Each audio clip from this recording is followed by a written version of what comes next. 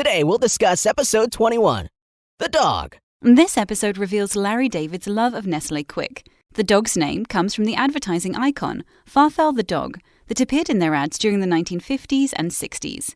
David will share his love of the product again in the Curb Your Enthusiasm episode, The Terrorist Attack, when he sings Nestle's jingle and ends the song with a distinctive clap.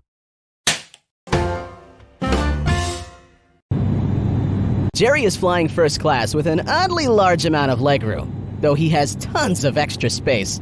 I bet what he'd really like is a hole to crawl into to avoid his chatty, drunken neighbor, Gavin Polone. Once manager of Larry David, the real Gavin Polone is now an executive producer of Curb Your Enthusiasm. Here, the character of Gavin is hilariously played by Joseph Maher, a 3-time Tony Award nominee who you may recognize from TV shows such as Anything But Love, Goode Behavior, and Moonlighting. We also meet Farfel, a dog so evil that he makes Cujo look like Lassie. Now, while Gavin recovers from an unknown illness, I'm guessing alcoholism, Jerry is being suckered into dog sitting.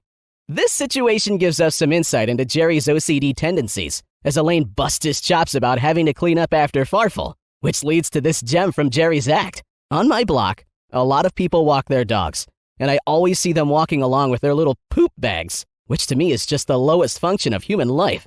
If aliens are watching this through telescopes, they're going to think the dogs are the leaders.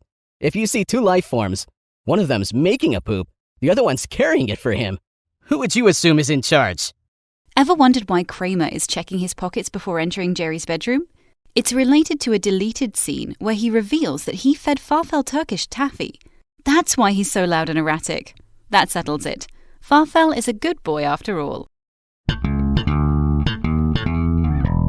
Though George and Elaine have a good laugh when discussing Jerry throwing up, we've got questions. In episode 73, The Masseuse, Jerry says he has not thrown up since June 29, 1980. However, we also learn that Elaine didn't move to New York until 1986. If Jerry hasn't thrown up in over 10 years, how can Elaine know what he looks like? Still, she will get a first-hand view down the road when Jerry is betrayed by a black and white cookie. And what does Elaine saying she won't reveal to Jerry that his Morning Thunder tea has caffeine? Since when Jerry doesn't drink caffeine? When at the movies, we see a number of real movie posters on the wall behind Jerry and George, including Sibling Rivalry. Amazingly, there are no less than 5 actors from that movie who will appear on Seinfeld. Patrick Cronin as Sid Farkus, Bill Macy, the chair of the Boca Vista condo board, Jami Gertz as Jane, Paul Benedict as Mr. Elinoff, and John Randolph as Frank Costanza? That's right!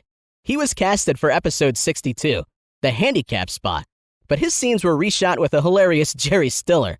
And no offense to John Randolph, but nobody slaps Jason Alexander in the back of his head quite as well as the late Jerry Stiller. Throughout the series, we see how much the writers enjoy including fake movies. The fictional film Prognosis Negative is named after an unproduced screenplay by Larry David, in which the main character incorrectly assumes a negative prognosis means bad news. George will make that same assumption in episode 64, The Pilot, Part 2. Ponce de Leon is the movie Elaine and George go to instead of Prognosis Negative. This fake movie is about the real Spanish conquistador, Juan Ponce de Leon, and his search for the Fountain of Youth. We'll learn in episode 54, the movie, that George liked it, but Elaine hated it. Perhaps Elaine isn't such a Larry David fan as he claims to have written the screenplay in the Curb Your Enthusiasm episode, The End. Speaking of the end. Next episode, The Library.